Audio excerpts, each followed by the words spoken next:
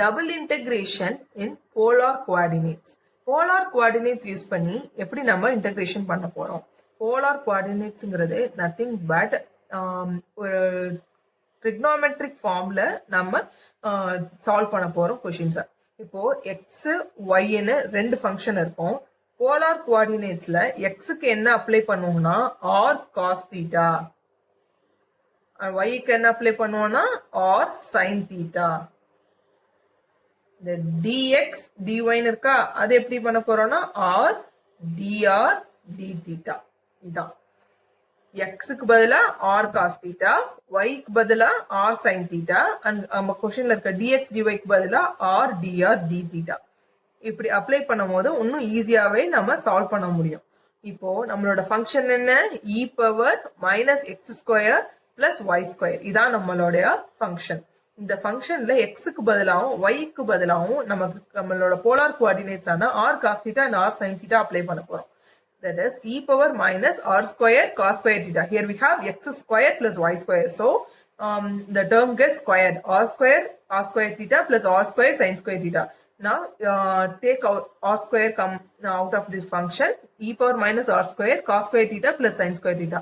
We know that in trigonometric function cos square theta plus sin square theta is equal to 1. Then it whole terms gets 1.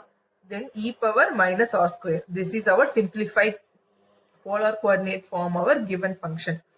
Next, here we have two limits. That is, first limit is r and second limit is theta.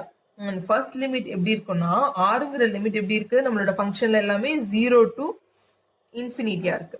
அதே இந்த தீட்டாங்கிற limit எப்படி இருக்குன்னா 0 to pi by 2 எடுத்துக்கிறோம். 0 to pi by 2, 0 to infinity, e power minus r square and the dx dy க்கு பதிலா r dr d theta அப்படின்னு எடுத்துக்கிறோம்.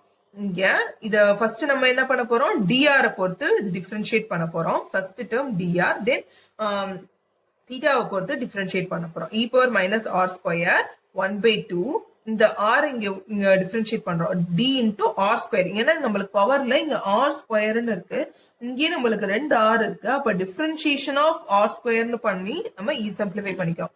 அப்ப எப்படி பண்றோம்னா 1 by 2ங்கிறது கான்ஸ்டன்ட் கிடைக்கும். இந்த r ஸ்கொயருக்கு பக்கத்துல என்ன இருக்கு? -1 இருக்கு. அந்த -1 இங்க வந்துடும். Minus e power minus r square 0 to infinity d theta.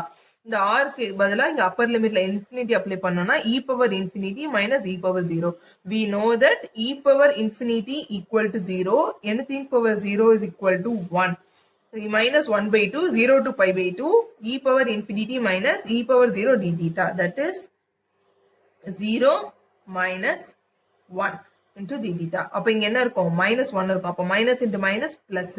நம்மளோட ஆன்சர் எப்படின்னா minus 1 by 2, 0 to pi by 2, 0 minus 1 d theta, minus 1 by 2, இந்த minus into minus plus ஆயிடும். So plus 1 by 2, இங்க plus 1 by 2, integration of 0 to pi by 2 d theta அப்படின்னு இருக்கும். இப்போ இந்த இடத்துல என்ன இருக்கு? ஜஸ்ட் 1 இருக்கிறதா கன்சிடர் பண்றோம். இப்போ இதை நம்ம தீட்டாவை பொறுத்து டிஃபரன்ஷியேட் பண்ணா we got theta.